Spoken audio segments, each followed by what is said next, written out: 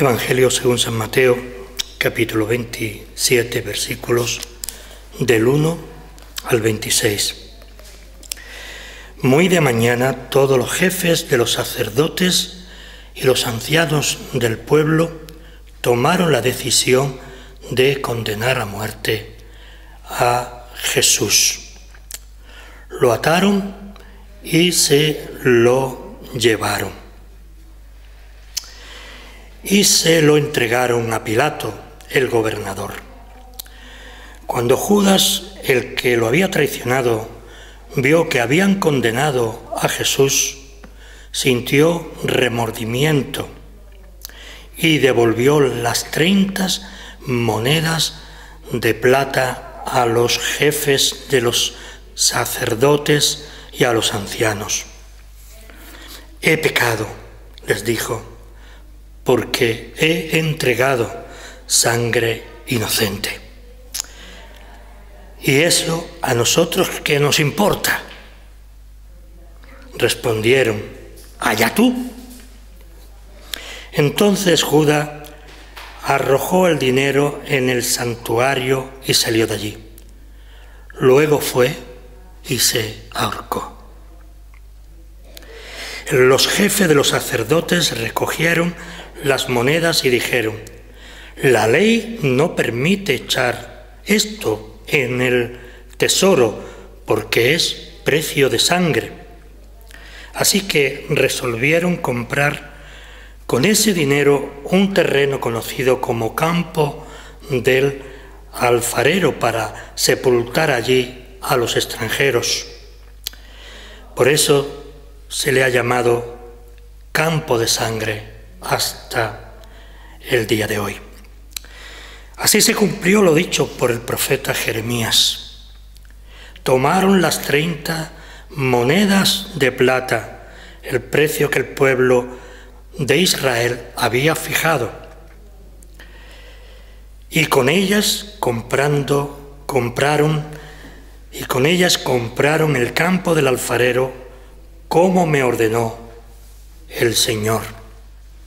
Mientras tanto, Jesús compareció ante el gobernador y éste le preguntó: «¿Eres tú el rey de los judíos?».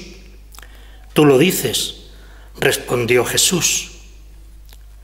Al ser acusado por los jefes de los sacerdotes y por los ancianos, Jesús no contestó nada. «¿No oyes lo que declaran estos contra ti?», le dijo Pilato.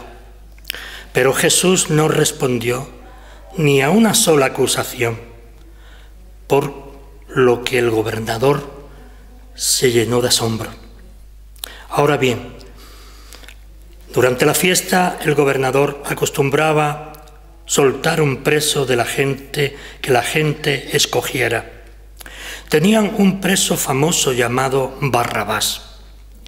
Así que cuando se reunió la multitud, Pilato, que sabía que le habían entregado a Jesús por envidia, les preguntó: «¿A quién quieren que le suelte?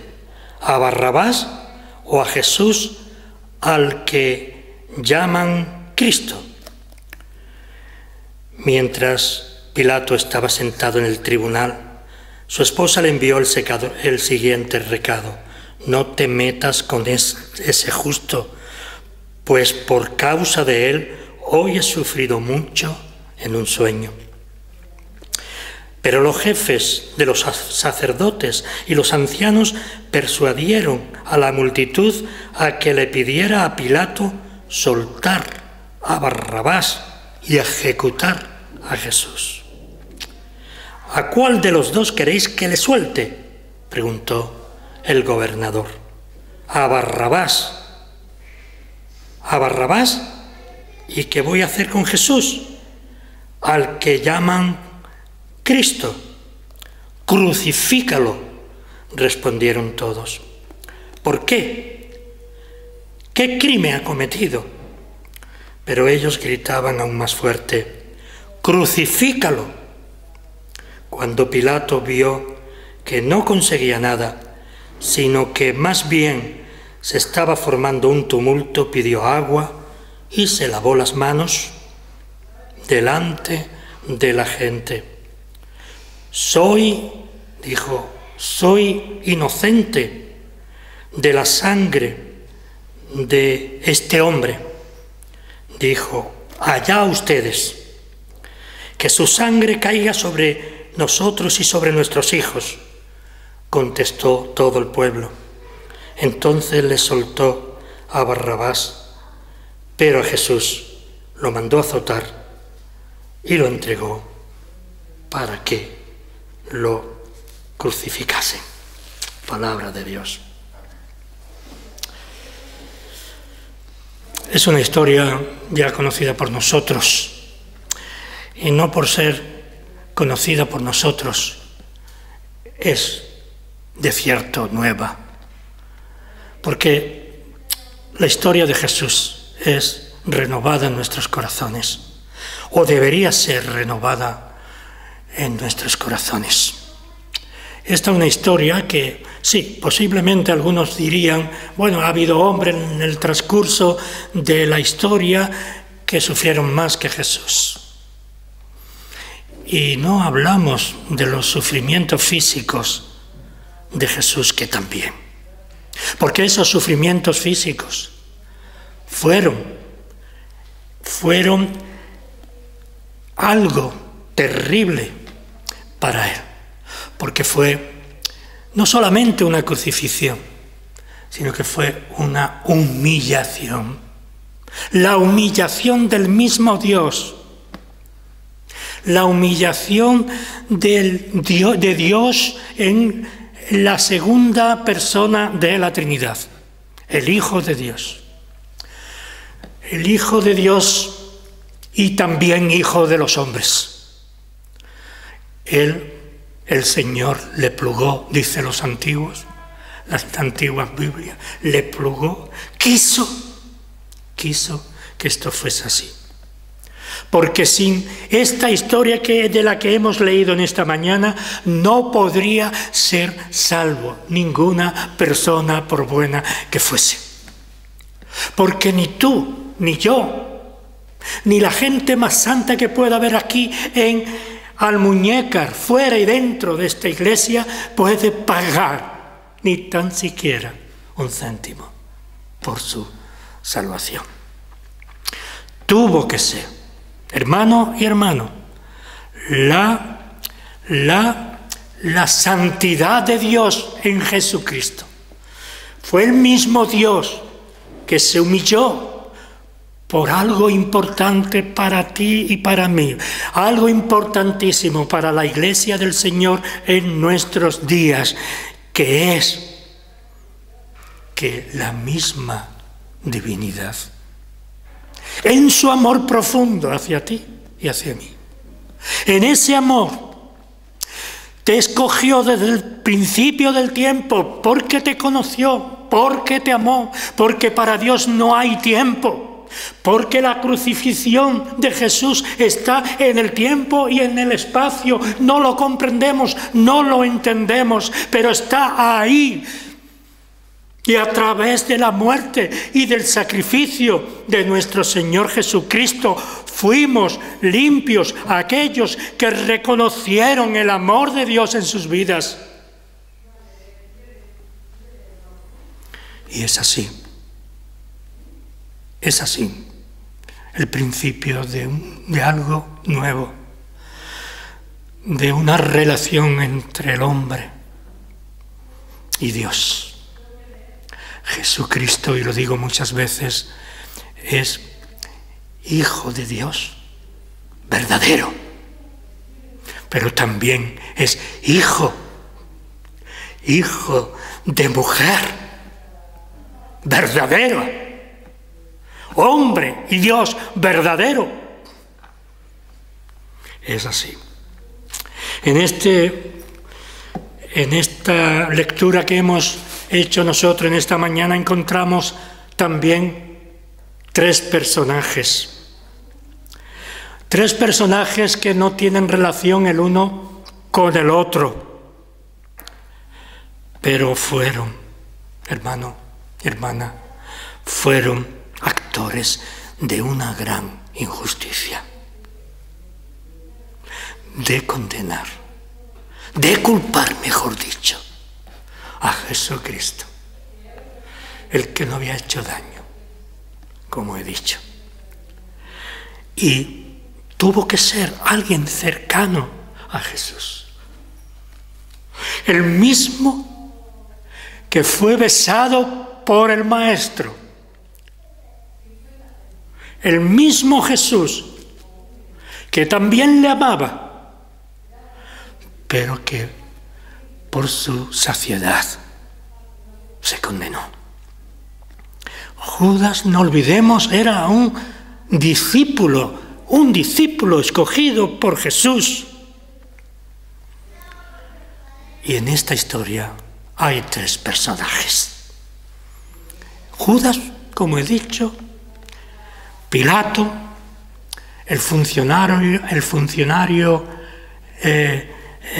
romano, y el propio pueblo que tomó partido en contra de Jesucristo. No lo olvidemos. Este hombre, Pilato, intentó por todos los medios no cargar sobre sus espaldas la muerte de un inocente. Tuvo que torturar a Jesús, lacerándolo, para que el pueblo llegase a la piedad, llenase de piedad hacia aquel hombre inocente. Como romano, como persona puesta en autoridad, intentó por todos los medios preservar la ley. Nosotros somos hijos, este pueblo español es hijo de la ley romana, y difícilmente nuestros tribunales pueden hacer injusticia, aunque hay quienes la puedan hacer y la hacen, porque tenemos el derecho romano, el mismo derecho que condenó, que intentó salvar a Jesús en la figura de aquel personaje. Y le puso la ley romana, puso la ley romana delante de aquel pueblo. Intentó por todos los medios canjear a Barrabás, convicto, asesino, por Jesús. Intentó canjearlo, por Barrabás. Los gritos del populacho, la efervescencia del momento, todo era tan hipócrita en aquellas gentes. Eran unos gritos terribles para cualquier persona que tuviera un poquito de sensibilidad. Pero la masa es la masa. No tiene personalidad. Cuando hay una manifestación, no hay una personalidad de un hombre o de una mujer, no, es la masa. Pero había algo en Jesús que no le permitía quitar los ojos a Barrabás de él. Había algo. Barrabás era un pobre reo, ya condenado prácticamente a muerte. Era un miserable criminal, pero la muchedumbre pedía su liberación. No le importaba nada las muertes que había causado aquel hombre, nada. No había nada malo en Jesús humanamente hablando. Era una injusticia que el propio romano no estaba dispuesto a realizar porque iba en contra de la ley romana. Incluso para nosotros podríamos decir, incluso en contra de la ley de Dios. Barrabás, aquel pobre reo, aquel miserable criminal, era el que la muchedumbre quería soltar en lugar de Jesús. El tercer hombre de nuestra historia era un hombre muy querido por Jesús. De hecho, la última vez que le vio, se acercó a él y ¿qué hizo? Besarle. Un discípulo del Señor. Es duro. Él, Judas, había vivido casi 3 años con él, había conocido cómo había curado la tierna decisión de salvar de la muerte, resucitando muertos. Pero él también fue testigo. En primera línea fue testigo de cómo Jesús fue entregado en mano de los gentiles. No podemos tampoco en esta mañana olvidar a los sacerdotes principales, ni tampoco podemos olvidar a los ancianos del pueblo. ¿Por qué acusaron a Jesús? No podemos entenderlo, no podemos comprenderlo. No sabemos por qué. ¿Qué fue lo que había en el corazón de aquellas gentes?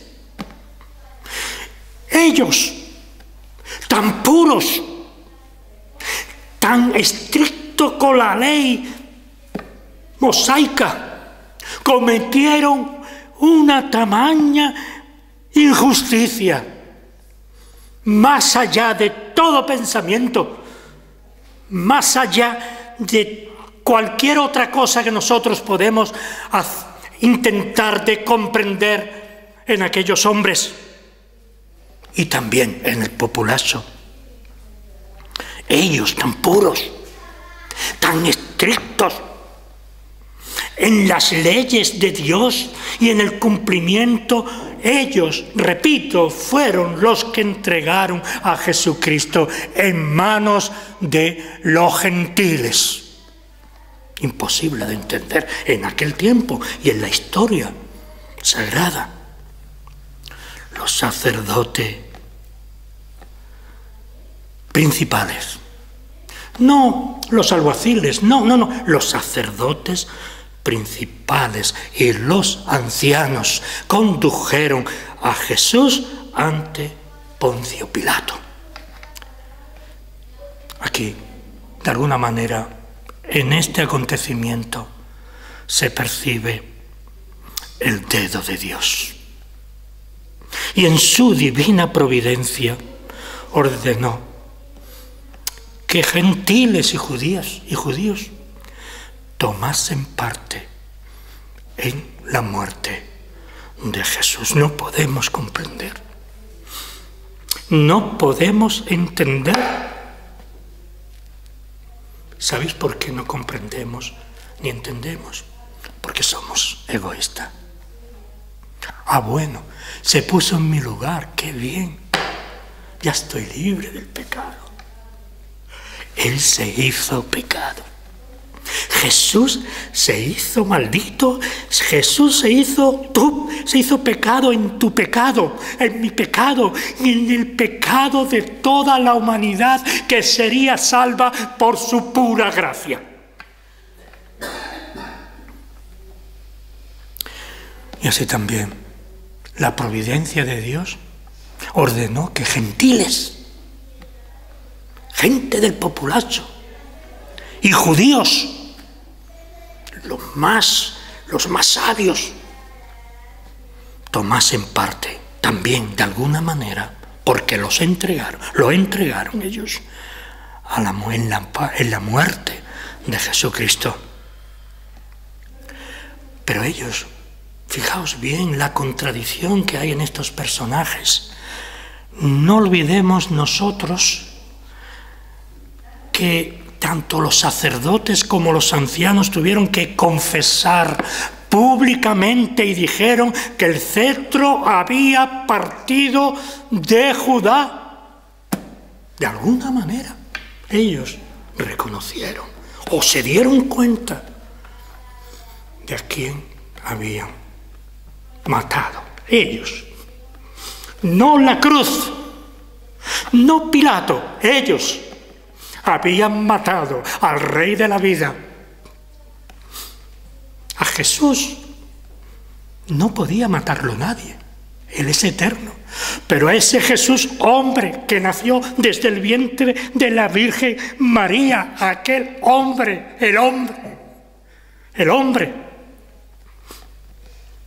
el cetro de Judá, fue muerto por culpa de los suyos. Hay alguno que dice que el mismo Jesús era fariseo. Él estuvo en el templo. Uno de los suyos, hablando humanamente, claro está, según el concepto humano, ellos, los sacerdotes, los ancianos, no podían tomar decisiones sin acudir antes a los romanos. Y por eso hablamos que el cetro había partido de Judá, pero ellos perdieron ese cetro con la muerte de Jesús. El gobernador romano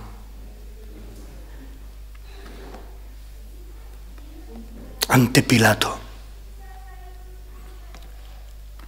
tuvo una difícil decisión. Al final el hombre se lava las manos como diciendo: yo no tengo en esto yo no tengo parte.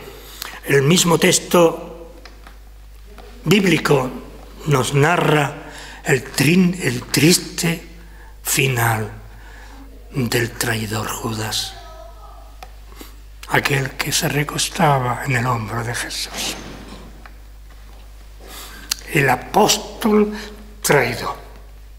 Y hermano, esta historia nos enseña muchas cosas que no tenemos mucho tiempo para ello, pero debemos no olvidar que muchas veces nosotros hacemos de Judas. Traicionamos el amor de Dios en nuestras vidas con nuestro pecado. Tú y yo, 1 y 1000 veces, hermano y hermana. ¿Hasta dónde llega el amor de Cristo, nuestro hermano y amigo? Es cierto, por eso nosotros, los evangélicos, por eso nuestros padres en la fe defendieron que la fe no se pierde, porque esa fe fue comprada con precio de sangre. La sangre vertida de Jesús era para ti y para mí. Nadie ni nada nos podrá arrebatar. El problema es que tendremos una vida sin bendiciones aparente. Iremos por el mundo como aquel que va perdido. Y llegará un momento, el día que vayamos a la presencia de Dios y te diga y te quite esas vestiduras, ¿verdad? Y te limpie. Y vaya hacia Él y te abrace y te diga: ven bendito y bendita de mi Padre. La muerte de Judas tiene algo que es justo, de alguna manera. Nos deja una prueba muy clara de la inocencia de nuestro Señor Jesucristo. Se ahorcó, pero antes había tirado el dinero porque no lo quería devolverlo, pero el mal lo devolvió. En realidad el mal estaba hecho. Pero hay una pregunta que nos queda: ¿por qué no compareció Judas ante el concilio judío? Estaban todos los discípulos, él no estaba. ¿Por qué no acompañó a los sacerdotes para que quedara claro que Jesús era un malhechor ante los romanos?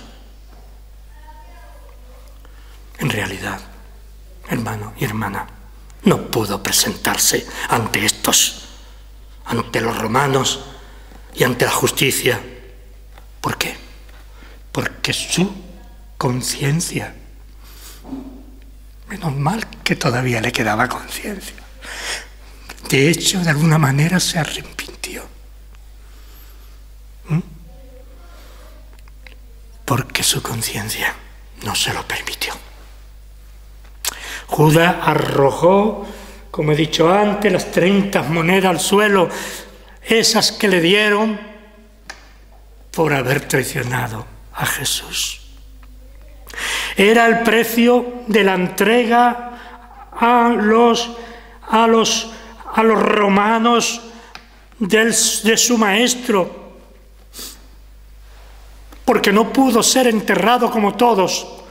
Al menos eso era lo que pretendían, aunque al final Nicodemo y José de Arimatea le llevaron y lo enterraron como un judío más. Ese hombre, Judas,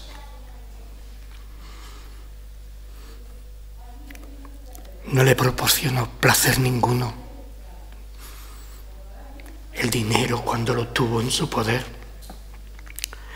dice Proverbios, los tesoros de maldad no serán de provecho. Nosotros tenemos que tener cuidado en nuestra vida.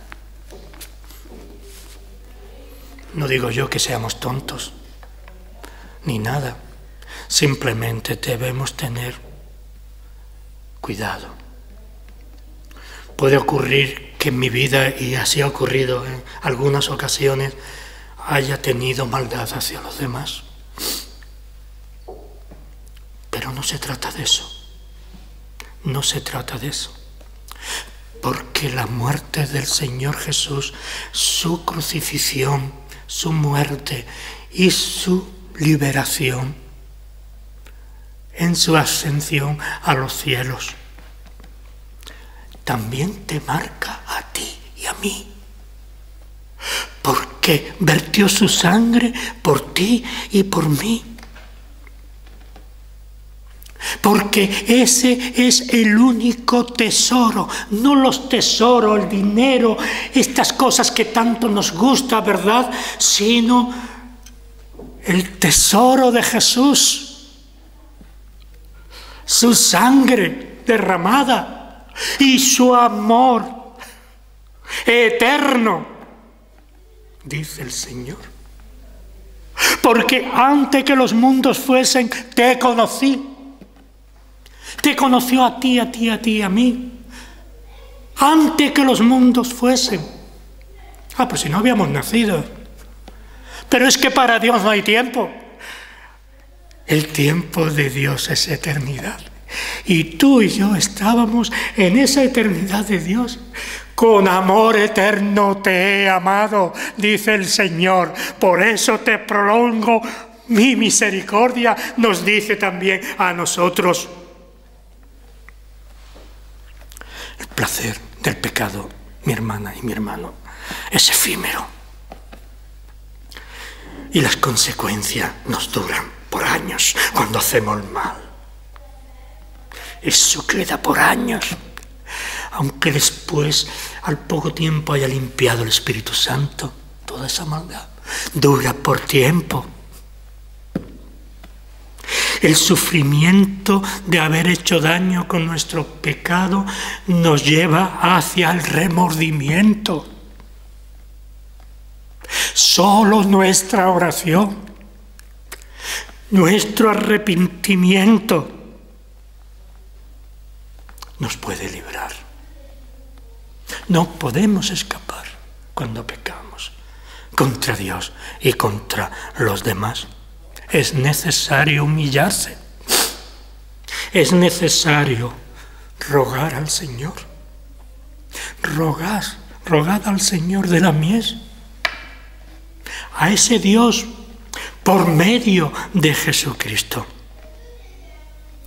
No olvidemos que la palabra de Dios nos dice en esta mañana: los que para carne siembran, hay muchas gentes y algunos creyentes, algunos convertidos, gente que no han crecido en la gracia. Estamos aquí para crecer en la gracia, no en el conocimiento, que también, sino en la gracia, ir avanzando, porque tenemos hijos que no están en el Señor, porque tenemos familiares, porque tenemos un pueblo que no quiere escuchar, por eso está vacío. Esa es la cuestión. Y tenemos que orar día tras día, aunque sea, en los malos momentos, digamos, Señor, ayúdame. Solamente quiere esa palabra el Señor de ti y de mí. Ayúdame. Es una oración hermosa para Dios. Y después crecer en esa gracia. Y no como algunos que se salvarán como por fuego, dice la Escritura, sino vivir una vida de victorias en victorias. Que seamos un referente para toda la gente que nos quieren y queremos. Aquel desdichado le faltó precisamente el arrepentimiento. No lo tenemos aquí escrito, a lo mejor lo hizo, pero no nos consta. Este hombre desdichado, después de haberse arrepentido de alguna manera ante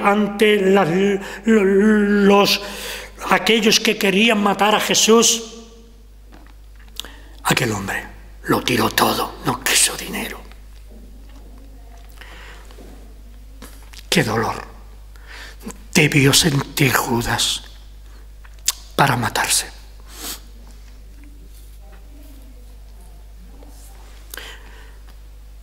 ¡Cuán triste es el destino del hombre que no tiene arrepentimiento! Se nos dice que se ahorcó, sí, pero deberíamos meditar nosotros, meditar ante la presencia de Dios. Deberíamos meditar cuán triste es vivir en el pecado. Cuán triste es vivir sin sentir a Jesús en tu vida ni en mi vida. Todo lo hacemos así. Ese hombre desdichado se ahorcó, sí. Ese hombre que fue un apóstol de Jesús, y no solamente de Jesús, sino también fue un apóstol, no solamente un apóstol, sino un compañero de Jesús, comete suicidio para completar su hecho. Y se apresura a dar cuenta a Dios de sus pecados, sin haberse preparado. Sí, el que se ahorca no tiene tiempo. Igual que Judas, no cometió suicidio sin haberse preparado para dar cuenta a Dios y sin haber sido perdonado. Uno de los más grandes escritores y predicadores de hace 200 años, John Bunyan, dijo: ningún pecador cae tan profundamente, tan hondamente en el abismo como aquel que cae de espalda, porque no se podrá levantar. El hombre, dice en Proverbios 29:1, el hombre reprendido endurece la cerviz. De repente será quebrantado y para él no habrá medicina. No podemos, hermano y hermana, a estas alturas ser soberbios y no arrepentirnos del mal causado. Porque ese mal hacia los demás, ese mal va dirigido a Dios, a la propia deidad. Porque por ese daño Jesús murió en el Calvario. y estabas tú y yo en el Calvario. El arrepentimiento, repito nuevamente, de Judas nos enseña que fue demasiado tarde. Sí, de alguna manera posteriormente se arrepintió, pero ese arrepentimiento es un arrepentimiento humano que no salva. Él debió suplicar al mismo Dios por su pecado y no lo hizo, al menos no lo conocemos. Es común escuchar que nunca es demasiado tarde para arrepentirse. Pero no olvides, hermano y hermana, que en la muerte no hay palabras. No hay arrepentimiento. Tú y yo, el ser humano, debe tener conciencia de haber pecado contra Dios y sentir el peso, el pesar por ello. Mucha gente es posible que sienta remordimientos en su vida, pero que no se arrepientan de corazón. Nosotros no podemos hacer eso.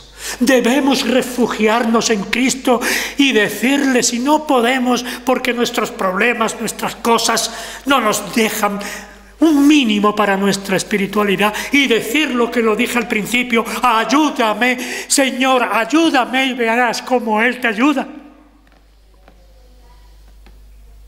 Solamente nos acordamos de Dios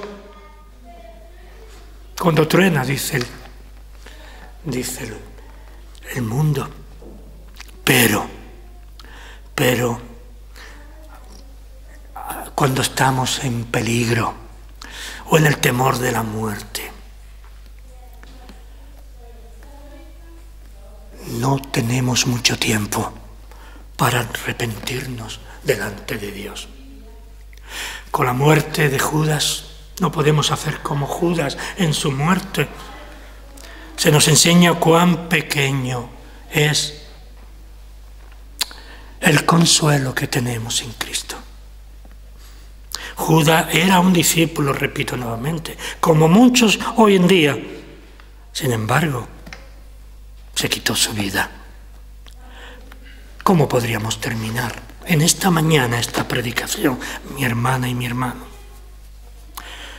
En primer lugar, tú y yo tenemos que mirarnos a nosotros mismos. Hacer un alto en nuestro camino. Tener la tranquilidad necesaria para hablar con Dios.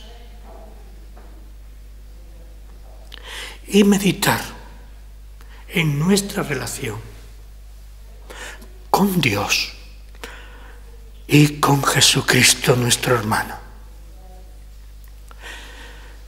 Nosotros, tú y yo, tenemos dificultades que vienen dadas por nosotros mismos, pero también por los demás. Nosotros tenemos que ser consecuentes con nuestra fe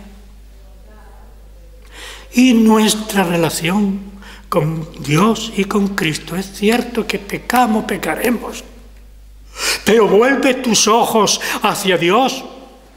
Ve a tu habitación, y hay una cosa que los evangélicos no nos gusta, y te arrodillas ahí. No nos gusta arrodillarnos. Pues tú te arrodillas ahí, en tu cuarto, y pide misericordia por ti y por los tuyos. Muchas veces, y haciendo el bosquejo de esta predicación, me he dado cuenta, y siempre lo hago así, y sufro por ello. ¿Por qué nuestros hijos, especialmente los hijos de pastores, no están en la congregación? ¿Cuál es nuestra culpa? ¿Cuál es tu culpa? ¿Y cuál es mi culpa? No hablamos por hablar. No. Nuestras vidas cambiaron. Y no podemos, estamos atados a Jesús de Nazaret.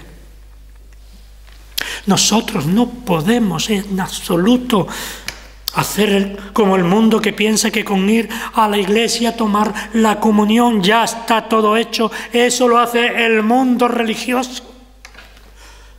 Nosotros no debemos tener ninguna religión. La única religión es Jesucristo, nuestro Señor. Esa es nuestra religión. Nosotros, como cristianos evangélicos, tenemos que tener una relación directa y personal con Cristo. Ya no te digo que te vayas a tu habitación, sino andando. Señor, perdóname, dame fuerzas, sé con mis hijos, sé conmigo mismo. No tengo la espiritualidad necesaria. Debemos hacerlo, hermana y hermano, día tras día. ¿Por qué? Porque sin esa relación con Jesucristo nuestro Señor, por medio del Espíritu Santo, podríamos ser creyentes, pero creyente también es el diablo, ¿verdad? ¿El diablo es un creyente o no? ¿No cree en Dios? ¿Cree que Dios existe o no? Ha vivido, fue el ángel de luz. ¿Cómo no va a conocer eso? Mejor que nosotros. No basta ser creyente, es un paso quizá más. Pero tenemos que tener, a partir de hoy, por favor, hazlo, ese encuentro diario con Jesucristo. Es necesario. Y yo te aseguro que tu vida personal, tu vida como creyente, como hijo de Dios, va a ir avanzando. Estamos aquí en la tierra. ¿Para qué? Para ir avanzando en la santificación. Que el día que nosotros entremos en presencia de Dios, el día que muramos en esta tierra, habrá en la puerta, es algo que se cuenta a veces, que he contado en alguna ocasión, ¿no?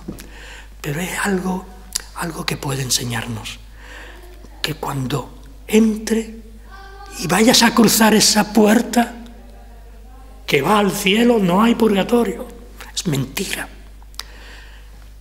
Jesús te quitará esas vestiduras sucias, porque nadie puede entrar con pecado ante la presencia de Dios.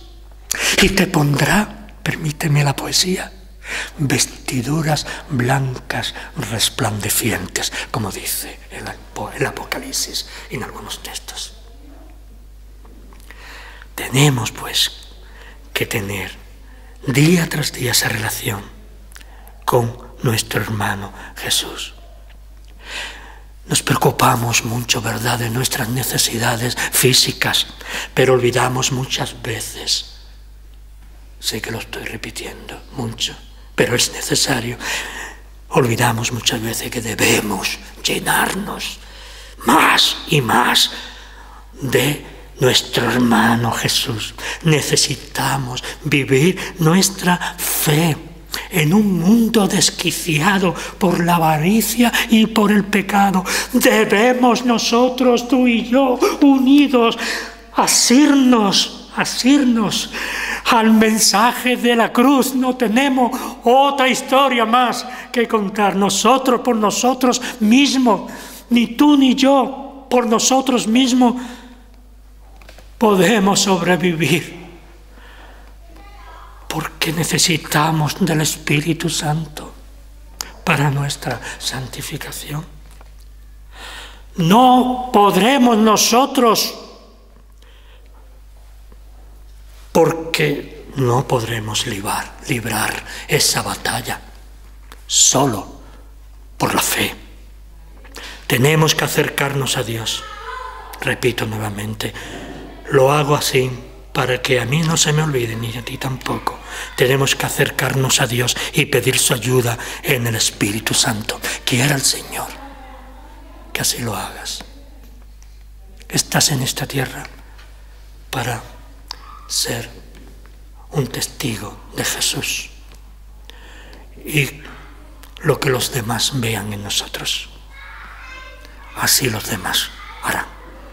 Que el Señor nos bendiga y nos ayude. Amén y amén.